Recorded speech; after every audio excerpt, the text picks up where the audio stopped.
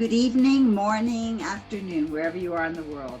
This is UNLV Arts Worldwide, and I'm Nancy Uscher, the Dean of the College of Fine Arts at UNLV. It is such a great pleasure to welcome you to this episode that will feature ideas about collaboration. You know, in a recent episode, I talked about how one individual can make such a difference in the world, can help transform the way people think. The idea of collaboration is not at all in opposition to the idea of the individual. In fact, by having collaborations, very often individuals can find their voices. And I think students have found that in their own experiences and ensembles and other kinds of combinations where they collaborate with others. I've actually seen that students in experiencing collaboration can form ideas about what their future careers will be.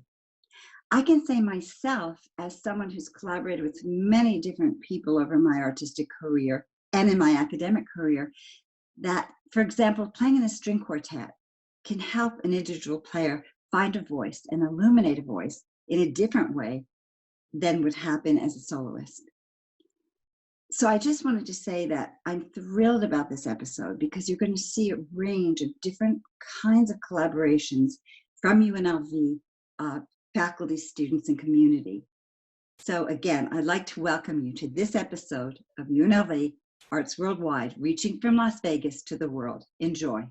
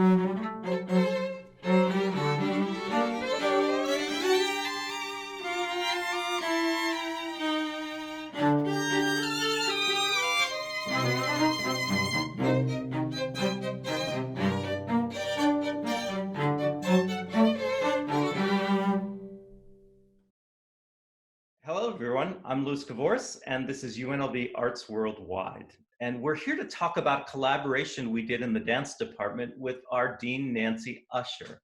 And it was a collaboration between our composer in residence, Beth Mehocic, Dean Nancy Uscher on the viola, and myself as a choreographer.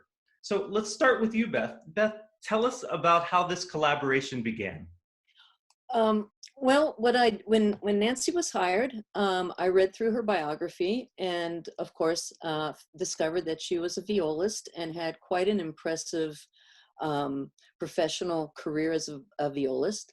And also I found out that she had played for dance. And I thought, wouldn't this be fascinating if we could get Nancy involved to play live for some of our dance productions. And I thought that I would like to compose a piece on viola for her. And then I thought, well, maybe we should get Lewis involved in this and ask him if he would be, if he would like to choreograph this piece. And we developed a concept, Lewis and I did. And then we went to Nancy and we asked Nancy if she would like to do that. And she was very gracious about it. And I wanted to talk to her about the melodic material to use in different aspects, but I came up with this idea of creating a piece for acoustic viola and synthesized sound. And I thought that this piece could be utilized, that she wouldn't, the synthesized sound would be her orchestra or her chamber group, so to speak. And she wouldn't have to have that as a backup. She would only have to have the synthesized sound. So we started talking about that and talking about the different types of melodic material that she would enjoy playing. And we started to put together this piece. Well, Nancy, I'll follow up with you. Tell me about the piece of music and what was it like to play, especially the attribute of playing with the synthesized sound. This has been one of the great experiences of my life, actually. It has been. And the collaboration with you and Beth was really extraordinary and very invigorating. And then I was just saying to Beth before that actually the collaboration with the synthesized sounds was another kind of experience that I was quite unfamiliar with. I hadn't had too much experience playing with synthesized sounds. So it was very challenging. But every part of the learning curve and the challenge was so rewarding. First of all, I wasn't playing as actively as I had been for many years in my life. And so I wanted very much to get back into shape so that I could do justice to this really beautiful piece. And that was wonderful and worth every minute of it. And it was challenging. So it was really important to me that I came to as many rehearsals as possible.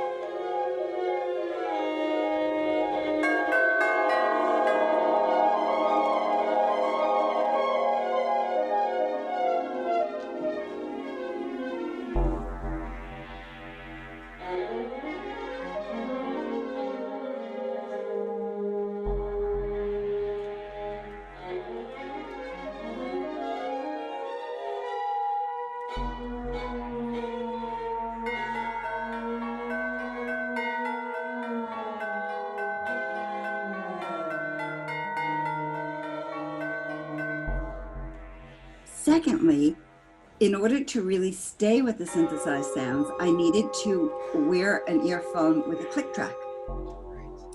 And although I had done some commercial work over the years where it was necessary to wear one earphone on, one earphone off, and listen to a click track, it'd been a long time since I had done that. And those were usually very, very short pieces. So this was particularly challenging. But I just want to stress that when one climbs a learning curve and learns new ways of expressing the arts, and has the great good fortune to work with really, really talented collaborators such as you and Beth, it is a joy and it is a privilege. And I've always felt so fortunate to be at UNLV and have the chance to go back and be an artist again myself in such a special setting. So I want to thank both of you for this opportunity. Oh, well, thank you, Nancy. You know, it was really wonderful because we rehearsed for about 8 weeks, and each week you came to a rehearsal and we had a chance to experiment with the sound and the dancers. So it was one of those true collaborations where we had this collaborative environment. And Beth, I can remember working with because Nancy, you had a click track in one ear, and then you had the synthesized sound in the other ear, so you were hearing two things at the same time, which I thought was quite dexterous, probably more dexterous than the dancers were. Doing that. You know, I had never done quite that before, and I just loved the challenge of it. But I also felt that this was a great collaboration also because the dancers were so beautiful. They were so expressive. And it gave me, I was very worried that I wouldn't live up to this incredible responsibility. But actually having you and Beth there and having the dancers there gave me such heart. And Beth also, this was a living experience. While the notes were on the page, Beth, as a very creative artist, would also make adjustments. And I think we decided as we worked that eventually at the end of the piece, I would walk through the dancers, and I loved that. And I loved walking through them. And then you made a choreography where they would fall as I walked.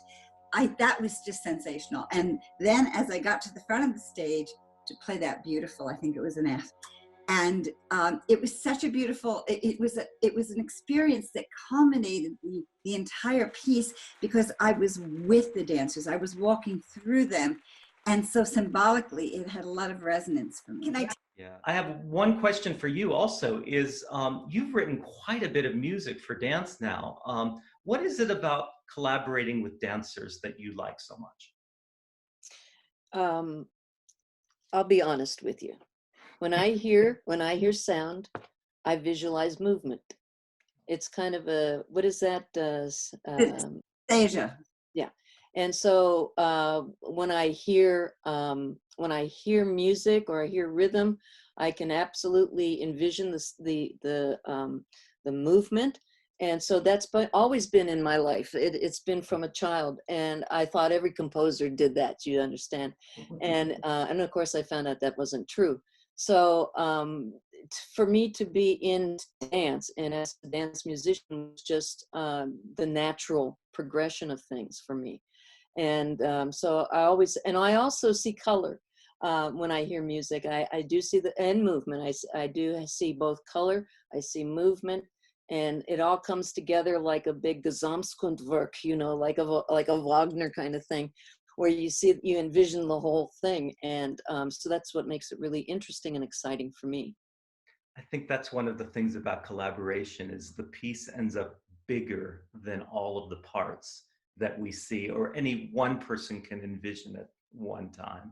Yeah. Well, I want to thank you both for just a beautiful collaboration. I can't wait till the next time. That collaboration, we started with 7 dancers, then we moved it to 20 dancers. We took the piece to Korea. So it was just so wonderful to have a piece that had such legs and moved so far across the world. So thank you both so much. Thank you. Thank you, Beth. Thank you, Nancy. Thank you for a fantastic collaboration. I will always treasure it. Hi, my name is Coco Rigbye, and I'm a junior at the UNLV Theatre Department. A couple weeks back, myself and a bunch of UNLV theatre students and theatre professors all got together to do a virtual Shakespeare reading. Now, this was an idea we had back in the beginning of the semester, but it didn't come to fruition until we were all looking for an outlet for our creativity. It was only our first reading, and over 40 people showed up. There was costumes and hair and makeup, and we all just had the best time. So if you want to be a part of that fun, feel free to follow UNLV Fine Arts. They'll be announcing our next reading very soon. But until then, here is a little snippet of our very first virtual reading of A Midsummer Night's Dream. Enter Puck and Bottom with an ass's head.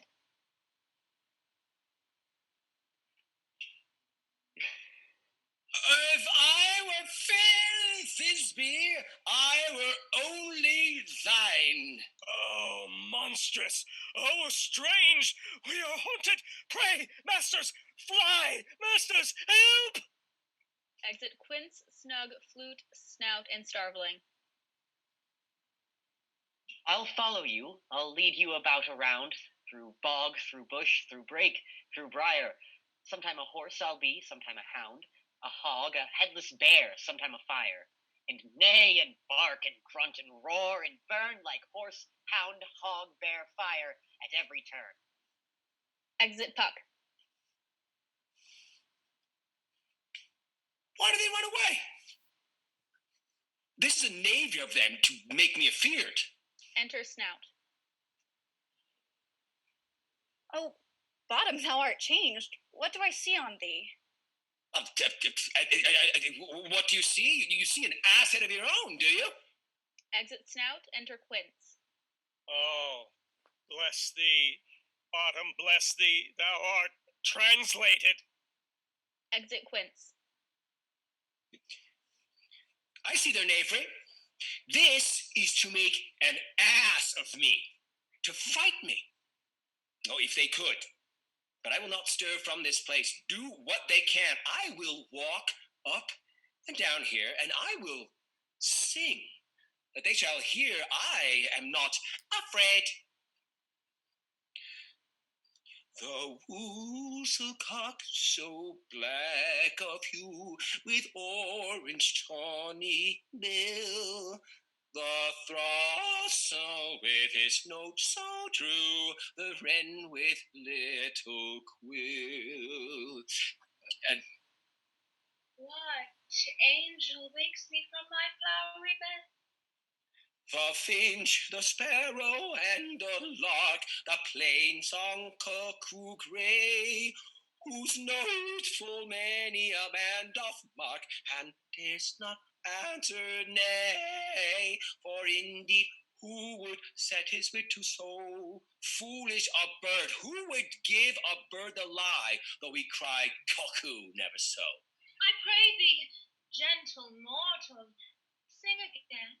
Mine ear is much enamored of thy note, so is mine eye enthralled by thy shape, and thy fair virtue's force, perforce doth move me on the first view to say, to swear, I love thee. Methinks, mistress, you should have little reason for that. And yet, to say the truth, reason and love keep little company together nowadays. Oh, the more pity that some honest neighbors will not make them friends. Nay, I can gleek upon occasion. Thou art as wise as thou art beautiful. Oh, not so neither. But if I had wit enough to get out of this wood, I have enough to serve mine own turn. Out of this wood do not desire to go. Thou shalt remain here, whether thou wilt or no. I am a spirit of no common rate.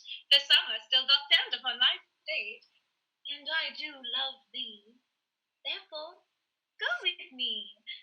I'll give thee fairies to attend on thee, and they shall fetch thee jewels from the deep, and sing while thou on pressed flowers dost sleep.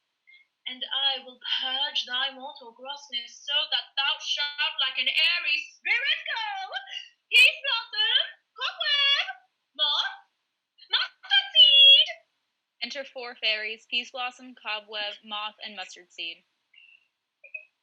Ooh. Mm-hmm. Ready? And I. And I. And I. Where shall we go? Be kind and courteous to this gentleman. Hop in his walks and gambol in his eyes. Feed him with apricots and dewberries, with purple grapes, green figs, and mulberries. The honey bag steal from the humble bees, and for night tapers crop their waxen thighs, and light them at the fiery glowworm's eyes, to have my love to bed and to arise. And pluck the wings from painted butterflies, to fan the moonbeams from his sleeping eyes. Nod to him else, and do him courtesize. Hail, mortal. Hail. Hail.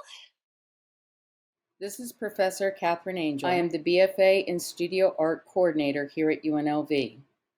The work of this year's BFA class features a spectrum of medium. It includes ceramics, installation, painting, photography, and sculpture.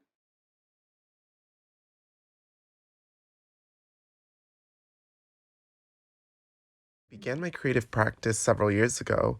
I primarily considered myself a self-portrait artist in the sense that I was really only interested in both documenting and narrating my own lived experience through a specific lens that didn't really consider the audience in question very much. In fact, for over a year, I curated this docufiction narration of my life that shed light on the ramifications of isolation when we fail to connect with both ourselves and those around us. But then I began to realize that I was relaying the same narrative over and over again, in which I was this broken, dying thing, when I no longer felt that way. You see, the foundation of the work was relaying my life, but I found that I couldn't tell my story without telling misleadings. In fact, what I was really getting at was showcasing the trauma of living in a house that didn't accept me. the push and pull struggle of being torn between two identities. So what began as a project that highlighted the ramifications of isolation then transformed into a study of double consciousness, or the idea that there could be two versions of the self, the one that felt trapped and the one that was enlightened and proud and powerful. But the work I focused on this year in the BFA was documenting the life of my family. The photographs are very important to me because this is how I want to remember my family unit: the good, the bad, and the unforgettable. My artist talk today is an audio-visual work. The photographs themselves may omit what might be the unpleasantries of life, but the audio will tell the truth. The audios are narrated by my children who are in the photographs.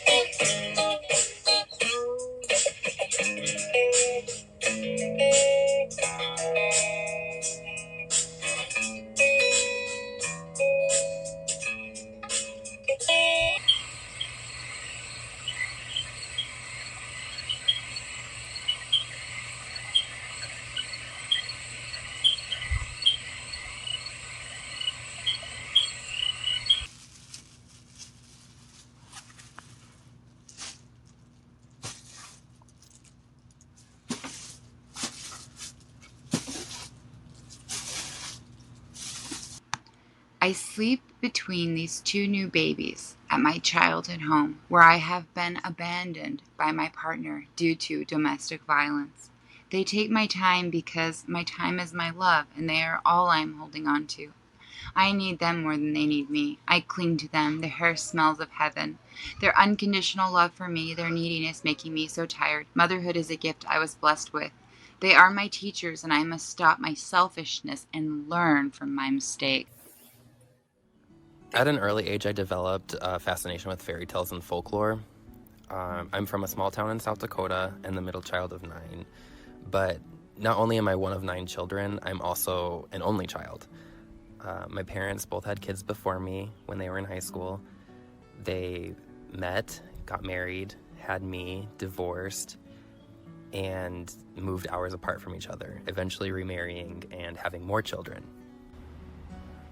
I was often left with my grandmothers or other family members, so it makes sense why I turned to these stories for solace and comfort. They became an escape from my chaotic life. It's not just fantastical stories that have helped me understand my place in the world. It's also stories that are passed down generationally, from grandparents to parents to children. These familial stories have given me something to latch onto. They reassure me of my existence.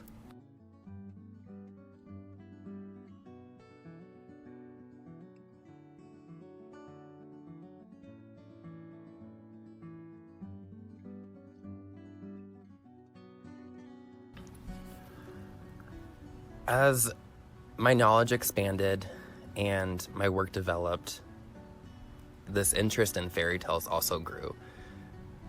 I wanted to look deeper into them. Why do I turn to them for answers? Why do I turn to them for comfort? Why has society passed them down for centuries? What makes these stories so important to us?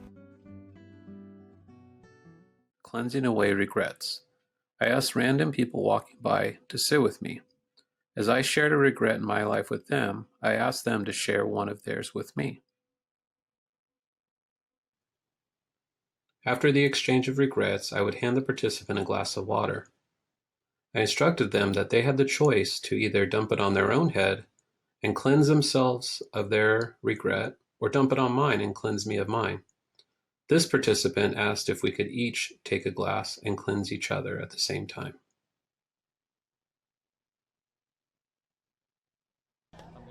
Here is one reaction. He asked if he could dump the water on both of us. I found that most people that had really emotional stories to tell always wanted to dump it on themselves or on both of us.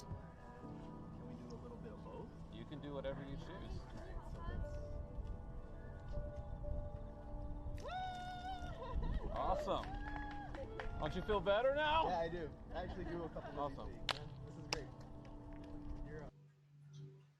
I took what I had learned from these experiences and incorporated this into my installation titled Greenhouse Confessional. The participant is asked to write in the journal a confession of something that they regret, and then use the glue stick to seal the page to the previous ones. Again, to relieve the viewer of such guilt and help them to move on and exit the space feeling refreshed. This piece was done using ink on paper, with text becoming a representation of me. I consider this work a self-portrait because it's an expression of my internal struggles as a multiracial and multicultural individual. Of Peruvian, Italian, Spaniard, African, and German descent. I approached this work in a manner that felt therapeutic and allowed me to navigate these overlapping identities. I was searching for a way to express my thoughts freely, and I chose to overlap text so that it became partially unreadable, as you can see here.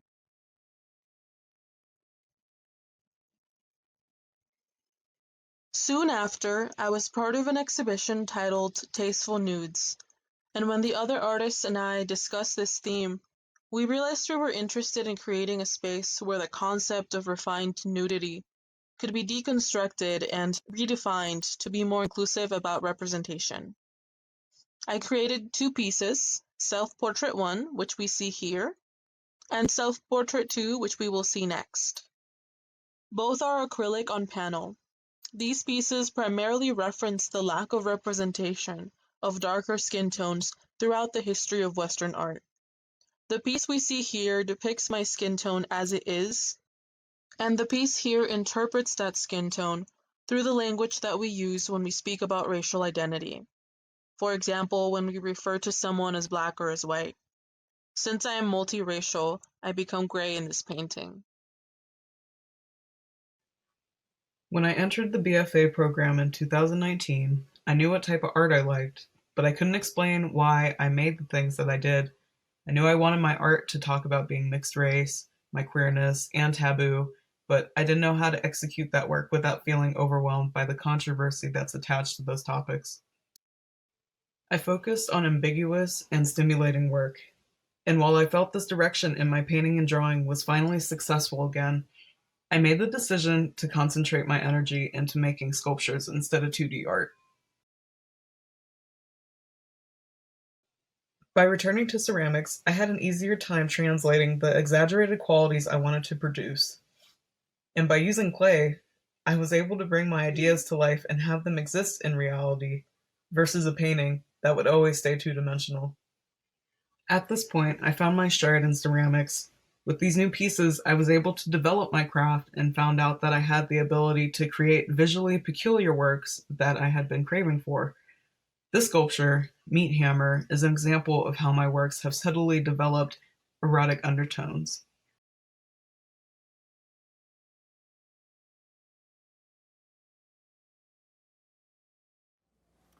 Hello, patrons of the University of Las Vegas Performing Arts Center. We hope that you and your loved ones are safe and sound during this global crisis. Your friends at New York Gilbert and Sullivan Players miss performing for you. We really enjoyed it over the past few years, including the week before the shutdown with our most recent performance of The Mikado. Now, today we have a little parody video for you here. We hope you enjoy it. It's called The Modern Major Parody, or Artistic Distances. It's a great shot in the arm. We could all use a little levity, joy, and rapture right now. Enjoy.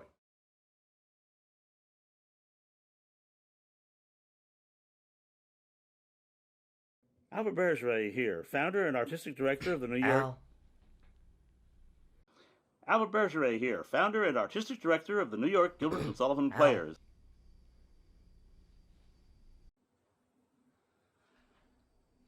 Albert Bergeret here, founder and artistic director of the New York Gilbert and Sullivan Players, here practicing artistic distancing from my esteemed colleagues. What better way to bring vitality to the living legacy of Gilbert and Sullivan than by a fresh parody of a classic patter song. This song has been used to promote Campbell Soup, Handy Wipes, Toyota Cars, the New York Times, and the New York State Lottery. Take it away, gang!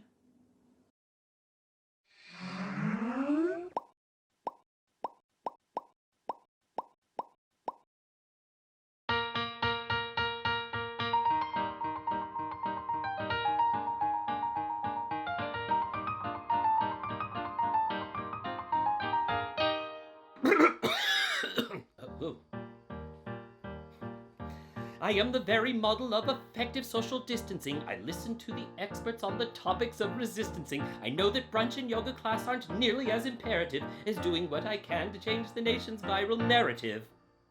I'm very well acquainted too with living solitarily, and confident that everyone can do it temporarily. Go take a walk or ride a bike and dig into an unread book. Avoid the bars and restaurants and carry out or learn to cook. Avoid the bars and restaurants and carry out or learn to cook. Avoid the bars and restaurants and carry out or learn to cook. Avoid the bars and restaurants and carry out or learn to cook. I'm very good at learning facts both new and scientifical. By washing hands, my hygiene habits have been called terrifical. In children matters, quarantine, and topics of resistancing, I am the very model of effective social distancing. In children matters, quarantine, and topics of resistancing, I am the very model of effective social distancing. Our epidemic history, bubonic plague to chickenpox, can leave you more confounded than a most ingenious paradox. To fight the urge to mingle, visit, elbow, rub, or fraternize can help to slow contagion more than anyone may realize. Ow. There's lots of things to watch online while keeping safe from sinus ills. In this case, it's far better to enjoy on Netflix Spanish trills, adopt a pet, compose a ballad, write an earnest doggerel. And register to vote before our next event inaugural. And register to vote before our next event inaugural. And register to vote before our next event inaugural. And register to vote before our next event inaugural. Pandemics are alarming, but they aren't insurmountable. If everybody pitches in to hold ourselves accountable, and children matters, quarantine, and topics of resistancing, I am the very model of effective social distancing. In short, it matters quarantine and topics of resistancing, I am the very model of effective social distancing. In fact, when I know what is meant by closures unforeseeable, when being out of work is more than somewhat disagreeable, when fighting over paper goods is something someone witnesses, and when I know precisely what are deemed essential businesses. When I have learned to stifle all societal proclivity, when cleaning my apartment is becoming obsessivity, in short, until officially released from this captivity. We'll batten down the hatches for a month or two or even three. We'll batten down the hatches for a month or two or even three. We'll batten down the hatches for a month or two or even three. We'll batten down the hatches for a month or two or maybe even three. So listen to our sage advice to just keep calm and patter on. Together we will make it to the finish of this marathon. In short, please do your part to practice prudent coexisting and be the very model of effective social distancing. In short, please do your part to practice prudent coexisting and be the very model of effective social distancing.